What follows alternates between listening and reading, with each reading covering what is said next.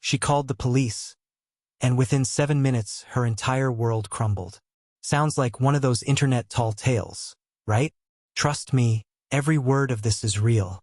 I was minding my business, floating on the lake I legally own, aboard the houseboat I built with my own 2 hands, when the president of our local HOA came charging in like a storm.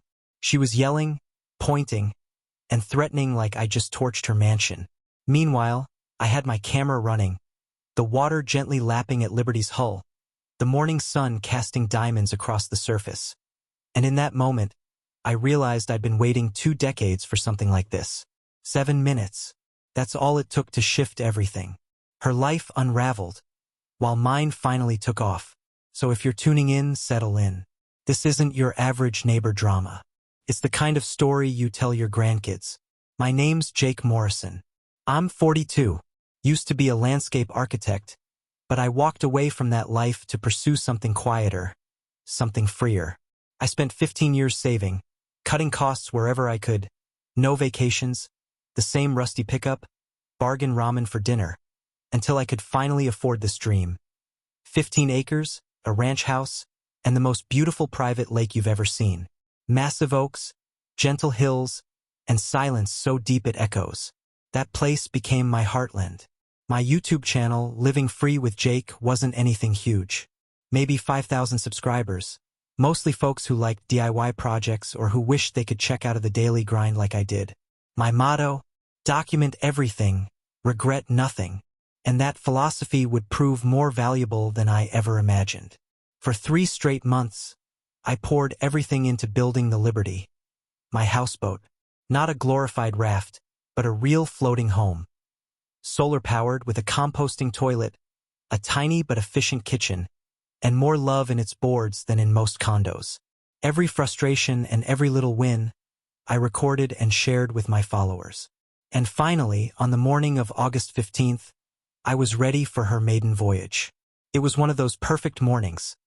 The sky a watercolor of blues and golds, birds singing like it was rehearsed. I gave my viewers the grand tour of Liberty, grinning ear to ear, proud as hell. For fun, I pointed to the sign I'd painted on the side, private property, no trespassing.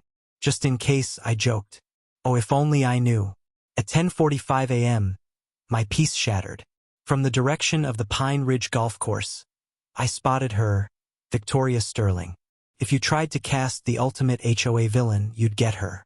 60-something, hair sprayed into a helmet, designer golf gear straight out of a catalog, and 5 lackeys following her like ducks in a row, badges and clipboards in hand. They looked like a failed power walk group that had taken a wrong turn into villainy. Victoria didn't just arrive. She attacked. "Turn that camera off right now," she screeched, her face going from fuchsia to full eggplant. "This thing is ruining the view for our million-dollar homes. Do you have any idea what this is doing to our property values?" I didn't even flinch, just smiled at the camera and said, "Good morning, ma'am. I'm Jake, and this is my private lake, on my private land. Is there a problem?" You'd think I kicked her poodle. Her grip tightened on her golf club like she was about to take a swing at me. I half expected her to do it. "I'm Victoria Sterling," she bellowed, "president of the Pine Ridge Homeowners Association, 12 years strong. I've won 47 lawsuits against people like you. This thing will be gone by the end of the day, or I'll make sure your life becomes unlivable." Then, she threw her golf club at me. No warning, just chucked it, missed my head by inches and splashed into the lake. The live chat went berserk. "Did she just assault you? Karen unhinged. Call the cops." And yeah, I kept recording. Now here's where it gets interesting. Among her entourage was a younger woman, Asian, maybe late 20s, holding a clipboard and looking like she'd rather be anywhere else. I'd find out later her name was Ashley Thompson, the HOA's accountant. While Victoria kept ranting, Ashley looked directly into my camera and made a tiny shushing motion, just one finger to her lips. It was fast, subtle, but my chat caught it. Everyone started wondering what she knew. Victoria kept digging her own grave. She ranted about community standards, my environmental threat, and even tried to argue that houseboats were weapons of visual destruction. But then she made the mistake that changed everything. "It doesn't matter what you think your rights are," she shouted, her voice like nails on a chalkboard. "In 6 months, when my expansion plan is approved, this entire area will be developed to proper Pine Ridge standards." Silence. Her face froze. She'd said too much. Even her flunkies looked like they'd swallowed lemons. She snapped back to herself and barked, "I said nothing. We're done here." They turned to leave, but Ashley glanced back one more time. Expression blank, eyes unreadable.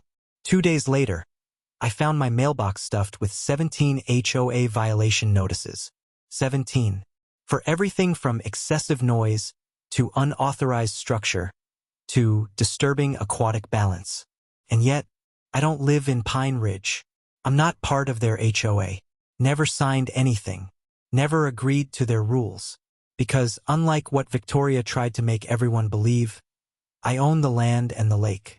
Turns out, that expansion plan she accidentally revealed? Illegal. And guess who had it all on camera?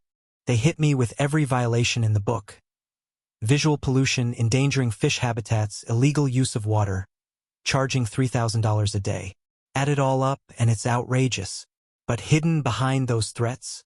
A so-called generous offer to buy my lake and 5 acres for just $300,000. That's barely a quarter of its real value. It was a setup: bully me with fines, then swoop in with a lowball offer. That night, I started digging. I discovered a shady company, Lakeside Holdings LLC, had first refusal rights on the marina next door. The name on the paperwork? Frank Wilson, an old fishing buddy I hadn't seen in years. Then suddenly my phone blew up. 37 missed calls. A video from a blocked number. It was Victoria in some sleek office, saying, "Ice-cold Jake Morrison has no idea who he's dealing with. Call Tommy. Bring his tools. Tonight we're going to..." And then the video cut out. I contacted the police, backed up all my files, barely slept. The next morning, I got a mysterious text. "Rosewood Cafe. Tomorrow, 8 a.m. Come alone. We need to talk about Victoria." It was signed simply, Ashley. I showed all of this to my lawyer, Marcus Rivera. He called Victoria the HOA witch and immediately recognized Ashley's name. "She's spooked," he said. "But if she wants to meet in secret, you've struck gold." Ashley was jittery but resolute. She handed me a USB and told me everything.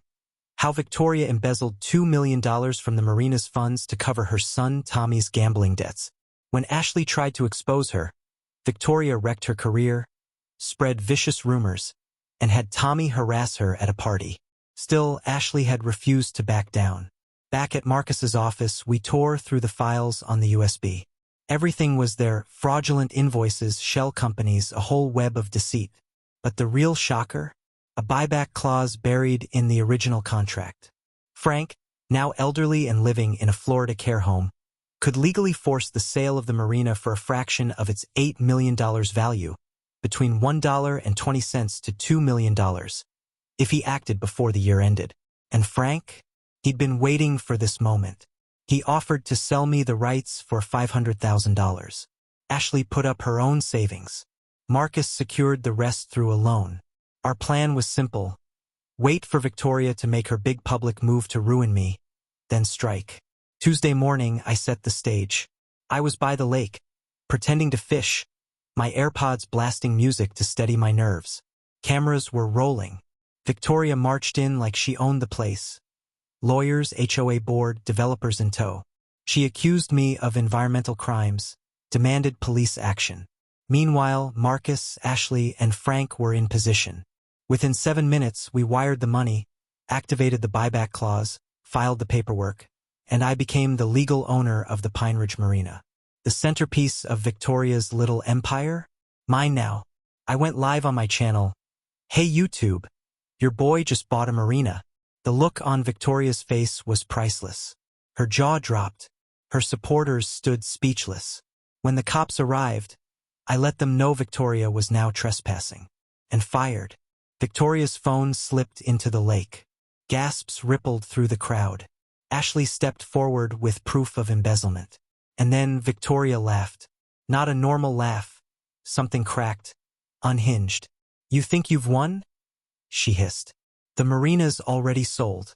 Good luck, Jake. My stomach dropped. But Marcus was ready. The alleged sale to Golden Dragon? A fraud. Digital timestamps and Ashley's hidden documents proved it. The trial was a media circus. Half my subscriber base showed up. The rest tuned in live. The evidence was devastating: emails, false contracts, victim testimony. Eventually, Victoria broke down in court, admitting everything in a meltdown that went viral. She was sentenced. 5 years for embezzlement, 3 for fraud, and millions in restitution. The HOA paid me damages, and each board member was personally fined. At sentencing, I got in one last dig. Hey Victoria, you looking for janitorial work? The courtroom erupted in laughter as she was hauled away. Mascara streaked like war paint. You'd think that was the end. But just as the credits were about to roll, the real villain emerged. Golden Dragon's lawyer filed a federal lawsuit. My ranch was slapped with a mysterious lien. Then $3 million vanished from the marina's accounts, and Victoria vanished too. 6 months passed. The marina thrived. Ashley took over as CEO. She and Marcus got married. Frank's name now graced the new community center. My channel exploded, my debts vanished, and Victoria, well, rumor had it she was scrubbing toilets at Lake Freedom Marina. Frank forgave her. Karma didn't. He said she looked real good with a mop in her hand. And me? I still live on my now upgraded houseboat, filming, documenting, standing up to bullies. Because the best revenge? Winning so big your enemies can't look away. But just when I thought it was over, security footage caught Victoria again. In her janitor uniform, whispering into a phone. 6 months from now. Round 2. Then my YouTube channel got hacked. The marina's main building caught fire. And Victoria disappeared the night before. So what do you think? Was that karma? Or just the beginning of the next round? Tell me in the comments. And hit that like button if you want to hear what happened next. Because trust me, the story's far from over.